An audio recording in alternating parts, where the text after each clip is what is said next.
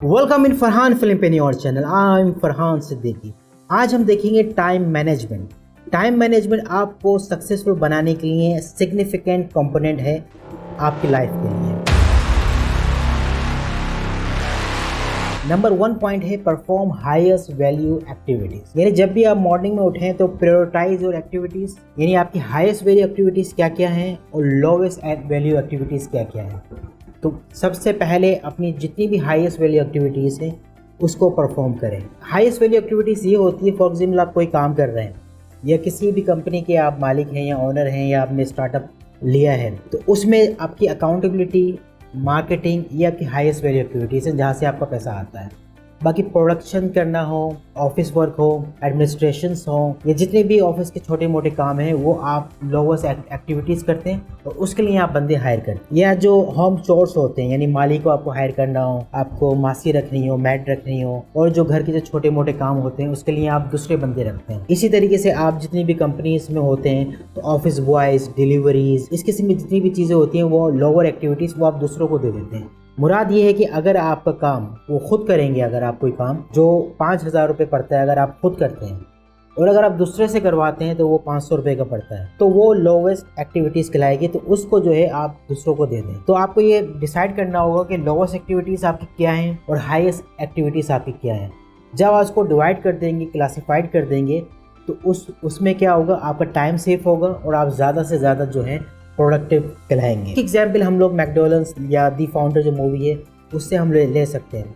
एक बंदा जाता है वहाँ पे और उनको बोलता है कि इसकी फ्रेंचाइज बना दो और मैनेज आप खुद करो। तो उन्होंने आइडिया उसको पिक किया। आज जो है मोर देन 37,000 जो है फ्रेंचाइज हैं पूरी दुनिया भर में। उस तरीके से वो बेस्ट तो नहीं होंगे लेकिन गुड इनफ हैं, आप उसको खा सकते हैं, मैनेज कर सकते हैं। इसी तरीके से आपको अपनी हाईएस्ट वैल्यूज एक्टिविटीज़ जिसमें आपकी ज़्यादा आपको कमाई होती है और जिसमें कम कमाई होती है वो लोवेस्ट एक्टिविटीज़ हैं, तो उसको आप डिवाइड करें और अपने टाइम को उस तरीके से प्रोडक्टिविटी बनाएं।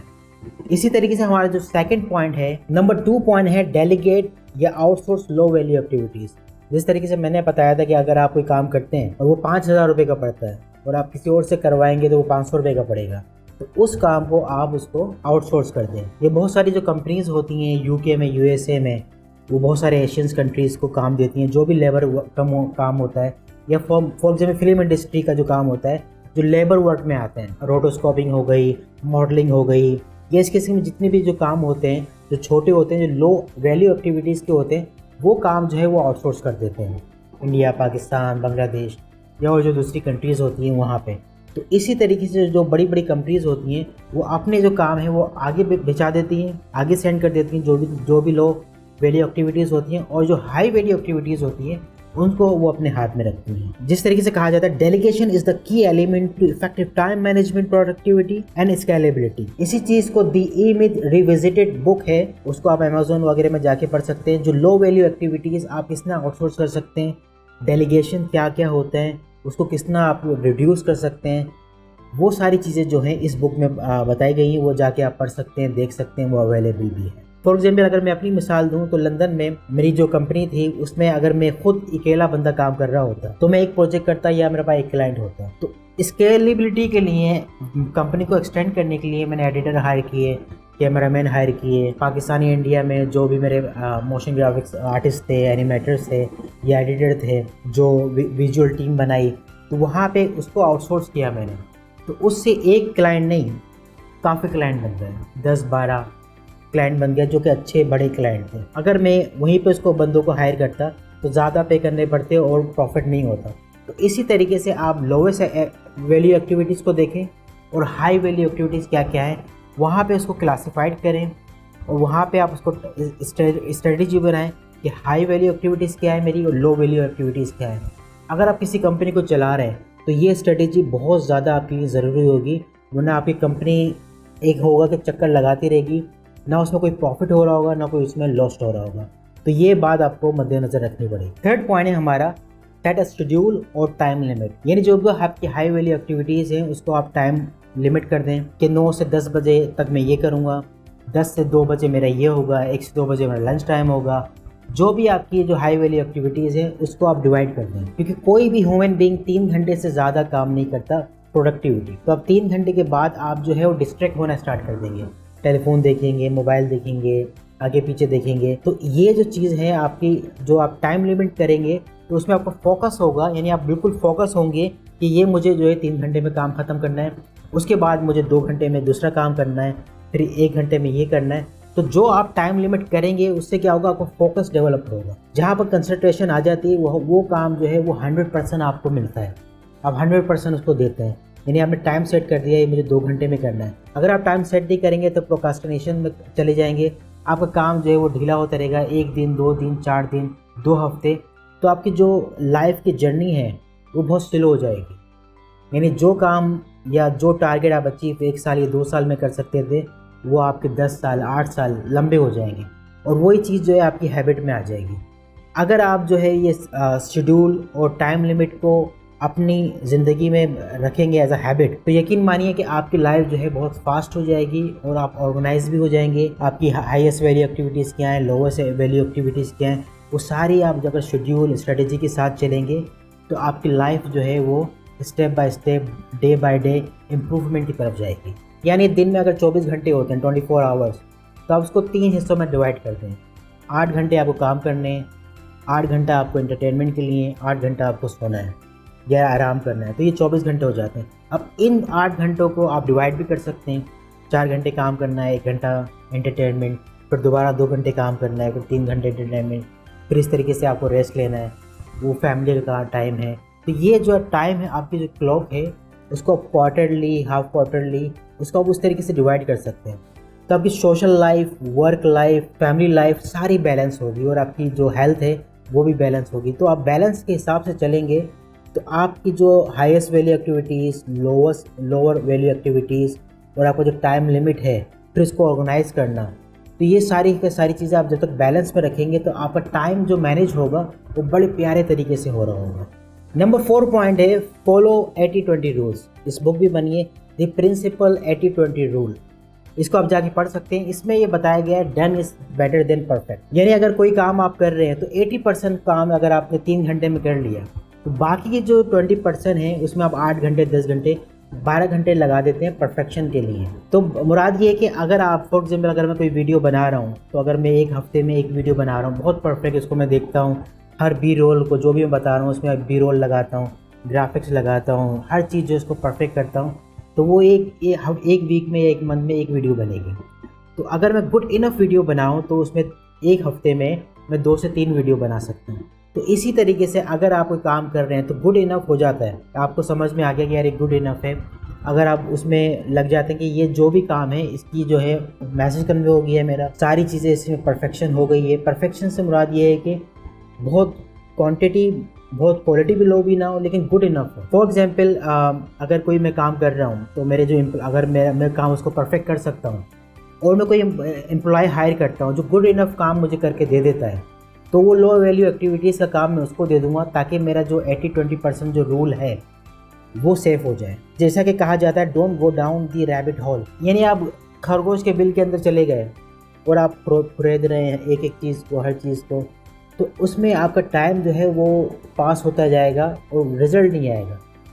यानी आप रिज़ल्ट ओरिएंटेड बने, यानी जो भी मैं काम कर रहा हूँ तो इसका आखिरी रिज़ल्ट कब आएगा और कितनी देर में आएगा, उस तरीके से आप जाएंगे। बहुत सारे लोग जो होते हैं प्रोसेस ओरिएंटेड होते हैं, बहुत सारा काम करते हैं, बहुत मेहनत करते हैं, हर चीज़ कर रहे होते हैं, लेकिन आखिर में रिजल्ट कुछ भी नहीं आता कि ये जो मैंने काम किया है इसमें बड़ी मेहनत की थी, 3 साल लगाए, मैं वहाँ भी गया, मैं इधर भी गया, ये भी किया, मैंने वो भी किया, आखिर में रिजल्ट क्या हुआ। फॉर एग्जाम्पल कोई बहुत सारे लोग मूवीज़ बनाते हैं, फीचर मूवी स्टार्ट कर दी, हर चीज़ की स्क्रिप्ट लिखी, स्टोरी बोर्डिंग की, एनामेटिक्स, लाखों हज़ारों लोगों से जो है वो मीटिंग की, एक्टर से, गैफर से, कैमरामैन से, डीओपी से, लोकेशन भी फाइनलाइज हो गई, रेकी भी कर ली, हर चीज़ हो गया।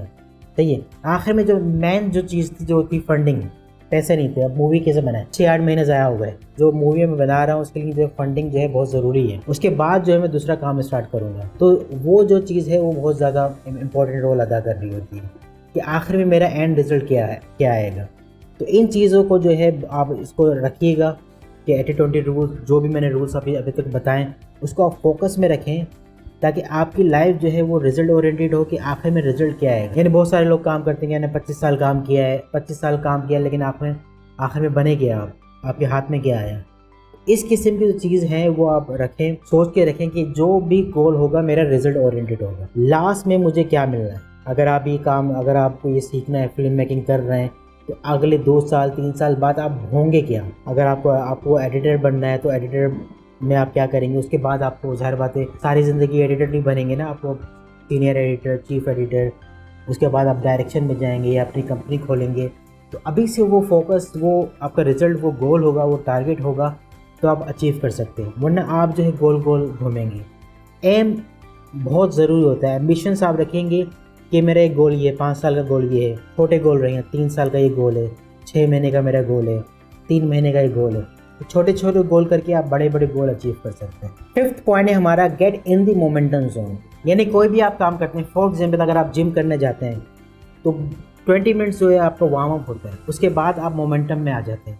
आप एक्सरसाइज करते हैं, पुशअप करते हैं, पुलअप करते हैं, तो आपका जो 40-45 मिनट्स होते हैं या जितने भी घंटे आप या जितना भी टाइम आप लगाते हैं, तो वो आपका मोमेंटम जोन होता है। उसके बाद जो है आपका फिर लोवर्स हो जाता है। इसी तरीके से आप भी कोई काम करते हैं तो आप फॉर एग्जाम्पल कार पुलिंग कर रहे हैं, कार पुलिंग स्टार्टिंग में बहुत टाइम लेता है, लेकिन जब जैसे ही आप मोमेंटम में आ जाते हैं तो आप गाड़ी को घसीट सकते हैं बहुत इजीली। लेकिन अगर आप मोमेंटम के बीच में डिस्ट्रैक्ट होंगे, फ़ोन आ गया आपका, कॉल आ गई, कोई भी चीज़ आप डिस्ट्रैक्ट कर दिए, नोटिफिकेशन आ गई, तो आपका मोमेंटम जो है वो टूट जाएगा, आपको दोबारा से फिर वो स्टार्ट होना पड़ेगा। अगर आप कोई एडिटिंग कर रहे हैं या स्क्रिप्ट राइटिंग कर रहे हैं या स्टोरी बोर्डिंग कर रहे हैं या कंपोजिटिंग या जो भी आप काम कर रहे हैं, देखा होगा आपने, आप एक मोमेंटम पे आ जाते हैं, आपको खुद ब खुद आइडिया आ रहे होते हैं, खुद ब खुद काम चल रहा होता है, खुद ब खुद दिमाग चल रहा होता है। जैसे ही आप डिस्ट्रैक्ट होगे आपका मोमेंटम टूट जाएगा, फिर उस दोबारा मोमेंटम के आने के लिए आपको टाइम लगेगा। तो अब जितना आप फोकस होंगे, जितना आपका मोमेंटम होगा, उतनी जल्दी काम ज़्यादा होगा, काम फास्ट होगा, काम अच्छा होगा। तो अब जितना ज़्यादा आप मोमेंटम में रहें अपने, उतने आपका काम निखरता रहेगा और काम करता रहेगा, डिस्ट्रैक्ट आपको नहीं होगा। 6th पॉइंट है हमारा, टेक रिचार्ज ब्रेक। जिस तरीके से मैंने बताया था 5th पॉइंट, मोमेंटम आपका 2 घंटे 3 घंटे आपका रह सकता है, उसके बाद आपको रिचार्ज ब्रेक लेना पड़ेगा। 3 घंटे आपने काम किया, आपका बहुत अच्छा मोमेंटम है। फॉर एग्जाम्पल जिम की मिसाल दूंगा, आप जिम करने जाते हैं, एक आपने एक्सरसाइज की, 30 सेकेंड का या 10 सेकेंड का गैप होता है, वो रिचार्ज हो रहे होते हैं, रिचार्ज ब्रेक होता है। इसी तरीके से अगर आप काम को कोई फोकस कर रहे हैं, आपने काम किया, फिर आप रिचार्ज पे चले गए, आप बाहर चले गए, फ्रेश एयर ली या किसी दोस्त से बात कर ली या फैमिली टाइम पे हो गया, तो ये आपका रिचार्ज ब्रेक होता है। आप छुट्टियों पे चले जाते हैं, वापस आते हैं, तो ये रिचार्ज हुए होते हैं। रिचार्ज ब्रेक आपकी लाइफ को बैलेंस करने में बहुत अहम रोल अदा करता है। यानी अगर आप 10 घंटे काम कर रहे हैं और आप समझ रहे हैं कि ये मेरा मोमेंटम है, तो आपकी गलत फहमी है।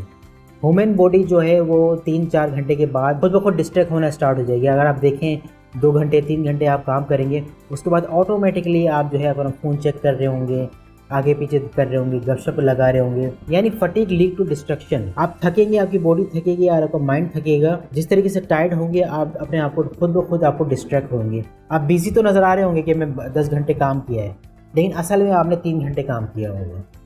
तो जितनी भी आप मोमेंटम रखें, उसका लास्ट में जो मैंने बताया था कि टाइम लिमिट रखें। टाइम लिमिट रखेंगे, मोमेंटम में रहेंगे, उसी में आप रिचार्ज होंगे, तो आपकी जो लाइफ बैलेंस है वो इस तरीके से आपकी बिल्कुल सीधी सीधी चलती रहेगी। 7 पॉइंट है हमारा, एलिमिनेट डिस्ट्रैक्शन।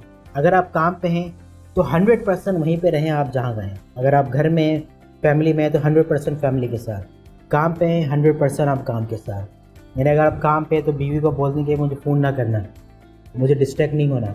इसी तरीके से आप जो है कोई फ़ोन रिसीव नहीं करेंगे अनटिल अनलेस वो क्लाइंट का ना हो, कोई नोटिफिकेशन नहीं होगी, नोटिफिकेशन बंद कर दें, डिस्ट्रैक्शन सारी आप बंद कर दें। यानी जितनी भी प्रोडक्टिविटी इक्वल्स टू रिलेशनशिप।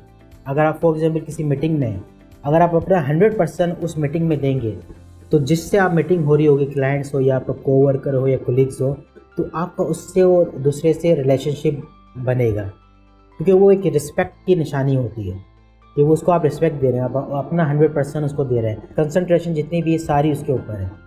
तो इसी तरीके से आप उसको रिस्पेक्ट देंगे, 100% देंगे, तो उससे और आपका रिलेशनशिप अच्छा होगा। रिलेशनशिप अच्छा होगा, वर्क रिलेशनशिप अच्छा होगा, तो आपका काम भी बढ़ेगा, काम अच्छा होगा। इसी तरीके से आप जो हैबिचुअल उसके अंदर आपके अंदर आ जाएगी। 100% देना किसी को, या काम पे या घर पे या कहीं पे भी, तो ये आपकी जब आपके अंदर आ जाएगी, आपकी हैबिट बन जाएगी, आपकी ज़िंदगी का हिस्सा बन जाएगा।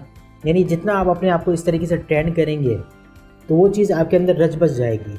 तो एक वक्त आएगा 2 साल 3 साल 4 साल बाद आप एक जिसको बोलते हैं प्रोफेशनलिज्म आपके अंदर आ जाएगा, आपकी शख्सियत या पर्सनैलिटी बिल्कुल चेंज हो जाएगी। इन रूल्स को आप अगर फॉलो करेंगे अच्छी तरीके से तो आपकी जितनी भी पर्सनैलिटी है, आपके काम में हो, घर में हो, फ्रेंडशिप में हो, वर्क में हो, इन पॉइंट को फॉलो करते हुए आप अपने बिजनेस में, काम में एक अच्छी इंप्रूवमेंट देखेंगे। 8 पॉइंट है हमारा स्टे ऑर्गेनाइज। फॉर एग्जाम्पल अगर आप प्रोडक्शन में हैं तो आपकी जितनी भी फाइल्स हों, जितने भी प्रोजेक्ट हों, वो ऑर्गेनाइज हों। फॉर एग्जाम्पल 2019, 2022 या 21, 20 जितने भी प्रोजेक्ट हैं हर साल के, और जितने भी प्रोजेक्ट हैं क्लाइंट के, उनकी सारी की सारी फाइल जो है आर्काइविंग में नाम के साथ हों। आजकल 2 सिस्टम भी आ गए हैं कि आप नाम लिखेंगे तो आपको बता देता है कौन सा सिस्टम कहाँ पे, कौन सी फाइल कहाँ पे रखी हुई है।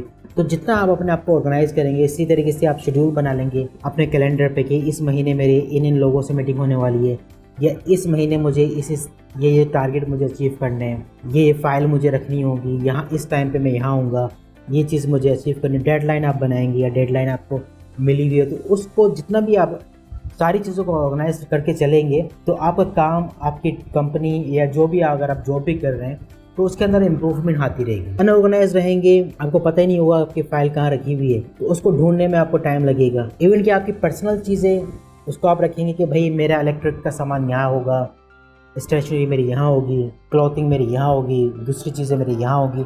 तो हर चीज़ को आप ऑर्गेनाइज रखेंगे तो चीज़ें खोने का खतरा नहीं होगा। इसी तरीके से अगर आप क्लाइंट से डील करते हैं तो उसकी ईमेल का जवाब देना, कोरेस्पेंडेंस उससे चल रही हो, तो जितना आप ऑर्गेनाइज रहेंगे अपने वर्डिंग में, अपने पैराग्राफ में, कम्युनिकेशंस में, तो उतना ही आपको काम में आपको अच्छा होगा। आपकी लाइफ जितनी भी है, चाहे वो आपकी वर्क लाइफ हो, पर्सनल लाइफ हो, सोशल लाइफ हो, तो जितने आप ऑर्गेनाइज रहेंगे अपनी लाइफ के अंदर उतना आप सक्सेसफुल रहेंगे। 9 पॉइंट है हमारा लर्न हाउ टू से नो। इस पे बुक बनी है एसेंशियलिज्म, जिसमें बताया गया है कि आप लोगों को मना कैसे करें। फॉर एग्जाम्पल आपने देखा होगा बहुत सारे लोग जो हैं ऑफिस में या कहीं पे भी हर चीज़ में यस करते हैं, मैं ये भी काम कर दूंगा, मैं वो भी काम कर दूंगा, हर चीज़ पे यस यस यस यस। उसमें क्या होता है, एक तो वो बिल्कुल टायर्ड हो जाते हैं, प्रोडक्टिविटी बिल्कुल ख़त्म हो जाती है, क्योंकि उन्होंने अपने आप को इतना बिजी रखा हुआ होता है काम में कि ना कोई काम वो 100% सही कर रहे होते हैं, क्योंकि उनको मना करने का आर्ट नहीं पता। मैं मना किसको करूँ, ये मुझसे मना नहीं हो सकता, मैं किसी को मना नहीं कर सकता। कहा यह जाता है कि अगर आपका कोई प्लान नहीं है अपनी लाइफ के लिए तो आप दूसरे का प्लान बन जाएंगे। इसी तरीके से show people you value your time. अगर आप लोगों को बताएंगे कि मैं अपने टाइम को वैल्यू देता हूँ तो आपको भी वो लोग वैल्यू देना स्टार्ट कर देंगे, आपके पैसे ज़्यादा कर देंगे या फाइन कर देंगे, या आपके पास उसी वक्त आएंगे जब उनको पता होगा कि ये जो बंदा है ये इसी के लिए डेडिकेटेड है, ये दूसरे काम नहीं करता। वर्थलेस शो कराएंगे तो हर बातें लोग आएंगे और बोलेंगे कि भाई ये भी काम कर दो, वो भी काम कर दो। अगर आप अपने आप को वैल्यू देंगे खुद को, तो दूसरा भी बंदा देखेगा कि भाई इसको जो है ये काम देना है, ये काम नहीं देना। तो आप खुद ही देखेंगे जिस तरीके से आप एलिमिनेट करेंगे छोटे छोटे काम को, हर बात पे यस यस कहेंगे, तो आपका जो है एक तो प्रोडक्टिविटी बिल्कुल लो हो जाएगी। आप बहुत सारे काम कर रहे होंगे लेकिन कुछ भी नहीं कर रहे होंगे। जिस तरीके से आप हाई वैल्यू एक्टिविटी के काम करेंगे और अपनी वैल्यू को बढ़ाएंगे, अपने टाइम को रिस्पेक्ट करेंगे, तो आप देखेंगे अगर आप कोई जॉब कर रहे हैं तो आपकी प्रोडक्टिविटी बढ़ेगी, आपको बोनसेस मिलेंगे, आपको मालूम होगा भाई ये जो बंदा है इसको हाई वैल्यू करेगा। यानी वही मिसाल है गधे और घोड़े की। तो आप गधे बनेंगे, बहुत सारा काम करें तो आप गधे ही कहलाएंगे, आपकी वैल्यू वही है। अगर आप लोगों को बताएंगे मैं गधा नहीं हूँ, मैं घोड़ा हूँ और किस रेस का घोड़ा हूँ, तो उसी हिसाब से आपको वैल्यू देंगे। तो हर काम पे यस यस कहना ज़रूरी नहीं है। जो आपको लगे कि ये काम जो है मैं अपने अंदर वैल्यू एडिट कर सकता हूँ या दूसरों के अंदर वैल्यू एडिट कर सकता हूँ, उसी काम को आप यस कहें। और जो बहुत सारे काम जो होते हैं जो अननेसेसरी होते हैं तो आप उसको साफ मना कर दें। 10 पॉइंट है हमारा रिड्यूस टेक्नोलॉजिकल बॉटलनेक। यानी यहाँ पे देखा होगा कि बोतल होती है तो उसकी जो नेक होती है बिल्कुल पतली सी होती है और नीचे बहुत सारा पानी होता है। तो अगर आप इस तरीके से चलेंगे कि आपने जो है वो एक बोतल ले ली और आपका काम जो है बहुत बड़ा है, तो उस काम में आपको प्रेशर करना पड़ेगा, वो इतनी जल्दी नहीं निकलेगा। फॉर एग्जांपल अगर आप कोई मशीन, कोई कंप्यूटर लेना चाह रहे हैं और आपने बहुत उसको लो बजट वाला ले लिया और आपके पास जो काम आता है 4K की वीडियो आपको एडिट करनी हो या 2K की या जो कुछ भी है, अगर आप हाई वैल्यू या हाई कॉन्फ़िगरेशन की मशीन ले लेते हैं जो 2 घंटे में आपका काम कर देती है, रेंडर भी फास्ट कर देती है, आपका काम भी फास्ट हो जाता है, और अब वही मशीन जो है आपका 2 दिन में कर रही है या 2 से भी ज़्यादा दिन में करती है, जो कि आपका 2 घंटे में हो जाता है। तो आप मतलब कि 16 प्रोजेक्ट कर सकते थे, जो आप सिर्फ एक प्रोजेक्ट कर। तो टाइम इज मनी। तो आप ये ना देखें कि मैं पैसों को बचा लूँ और टाइम होगा, कि आप देखें प्रोडक्शन में आपका टाइम लॉस हो रहा है। 16 प्रोजेक्ट आप कर सकते थे, अब आप कर रहे हैं एक प्रोजेक्ट। आप उसको महीने का मल्टीप्लाई कर दें या साल से मल्टीप्लाई कर दें, तो आपको लग पता चल जाएगा कि आप खुद लॉस पे हैं। तो टेक्नोलॉजी पे कभी भी कॉम्प्रोमाइज़ नहीं किएगा अगर आप फिल्म मेकिंग की फील्ड में। जो मशीन आपको लेना है कि ये मशीन मेरा ये है, ये मेरा फास्ट काम कर देगी, वही मशीन लें। क्योंकि आप उस वक्त तो आप पैसे बचा लेंगे, लेकिन वो आपका जब तक मशीन वो आपके साथ रहेगी वो आपको लॉस देती रहेगी, जिसको सबडाज कहते हैं। यानी वही मशीन आपको जो है नुकसान देती रहेगी और आपको मालूम ही नहीं चलेगा। आपके पास कोई काम आता है कि भाई मुझे 4K के जो है वो काम करना है, और आपकी मशीन इस लायक नहीं कि 4K में काम किया जाए, तो आप उस प्रोजेक्ट को मना कर दोगे।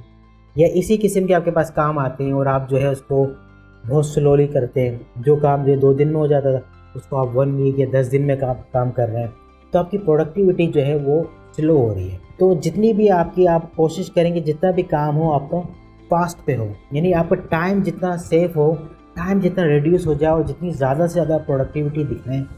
यानी आप जितना ज़्यादा अपने इन्वेस्ट करेंगे, अपने कारोबार पे, अपने बिजनेस पे इन्वेस्ट करेंगे, उतना ही आप जो है कम से कम टाइम में ज़्यादा से ज़्यादा सक्सेस पाएंगे। तो आप फॉलो करें, इसको आप देखें कि क्या क्या हो सकता है, कहाँ कहाँ आप इसको देख सकते हैं। ज़ाहिर बात है हर चीज़ जो है आप उसको फॉलो अप करने में टाइम लगता है, उसको हैबिचुअल करने में टाइम लगता है। लेकिन जहाँ, क्योंकि ये सारे के सारे पॉइंट जो हैं एक दूसरे से लिंक हैं, lowers, highers, organize, momentum, no, जितने भी पॉइंट्स हैं सारे एक दूसरे से लिंक हैं। अगर आप इसको देखें, एक स्ट्रेटेजी बनाएं, इसको आप एक दिन फॉलो करें, तो आपकी लाइफ में खुद ब खुद आपको चेंज आ जाएगा।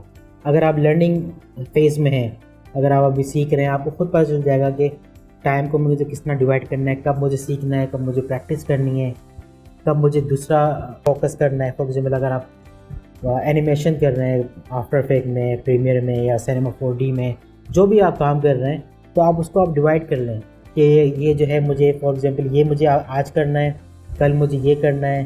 यानी जितना आप प्रैक्टिस करेंगे, एक तो वो चीज़ जो आपके हाथ में आ जाएगी। फॉर एग्जांपल अगर आपको वीडियोग्राफर बनना है, तो जितना आप वीडियो बनाएंगे पर्सनली, आप खुद ब खुद जाएंगे, तो उतना आपका हाथ जो है मसल मेमोरीज, उतनी जल्दी आप काम करेंगे। इसी तरीके से आप शूटिंग में जाएंगे तो आपका काम जो है मिनटों में हो जाएगा। वरना आप सेटिंग में जाएंगे, टेक्निकली आपको प्रॉब्लम आएगी कि ISO सेट कहाँ से करना है, अपर्चर कहाँ से सेट करना है, फोकस कैसे लेना है, मुझे कितना कैमरा मूव करना है, ट्राइपॉड कितना करना है, ये गिम्बल कितना बैलेंस करना है। तो ये काम जो अगर आप उसमें टाइम पे लगाएंगे, तो आपकी एक तो वैल्यू डी वैल्यू होगी कि यार बंदे को काम नहीं आता, इसको नेक्स्ट टाइम हायर नहीं करेंगे। अगर आप अपने आप को प्रैक्टिस करेंगे और ये सारी चीज़ें, इसको आप देखेंगे कि लर्निंग फेज़ में यार मुझे सारी चीज़ें करना है, जितना प्रैक्टिस करना है, हाथ करना है। यानी फॉर एग्जाम्पल आपको जिस तरीके से फ़ौज होती है, आर्मी होती है, वो इतना ट्रेन कर देते हैं कि जंग के लिए वो रेडी हो जाए। तो जंग में आपको टाइम नहीं होता, 1 सेकंड में बंदा मर जाता है। इसी तरीके से आप अगर वीडियोग्राफर हैं, तो इतना अपने आप को ट्रेन करें कि अगर मैं शूटिंग पे जाऊँ कहीं पे भी, तो इतने फास्ट काम करूँ कि पता भी नहीं चले लोगों को कि क्या हुआ है, ये यार इसको कर दो, बैलेंस हो गया, हाँ भी चीज़ें हो गई। अगर आप देखेंगे वो 1 मिनट में आपको क्लाइंट समझ जाएगा इसको काम नहीं आता, ये स्लो है, तो आपकी वैल्यू गिरती रहेगी। फिर आप सालों साल लगाएंगे उस वैल्यू को बढ़ाने के लिए। जिस तरीके से कहते हैं first impression is a last impression, तो वही चीज़ आपके पास वो पड़ जाएगी। वो क्लाइंट आपको रखेगा, ये जो बंदा है 2000 रुपये वाला है, इसको मैं 20,000 का भी नहीं दूँगा। भले वो आपके बाद 3 साल बाद मिले या 2 साल बाद मिले, लेकिन वो चीज़ जो है उसके माइंड में रहेगी कि इसको काम नहीं आता। तो आप अपने लर्निंग फेज में जितना आप फोकस करेंगे, इसी तरीके से क्लाइंट डीलिंग, वो भी मैं आपका नेक्स्ट बहुत सारी जो वीडियोस आने वाली हैं, जब मेरी बिज़नेस सीरीज़ चल रही होगी, तो मैं बताऊंगा क्लाइंट डीलिंग किस तरीके से होती है, बजटिंग कैलकुलेट आप किस तरीके से करेंगे, कौन सा बजट या कौन सा काम कितने का होता है। इस वीडियो को आप बार बार देखें और इसको आप प्रैक्टिस करेंगे कहाँ कहाँ मैं इसको देख सकता हूँ। इस किस्म की वीडियोस और आती रहेंगी। शेयर करें, सब्सक्राइब करें, लाइक करें, कमेंट्स में बताएं वीडियो कैसी लगी। मिलते हैं फिर नेक्स्ट वीडियो में।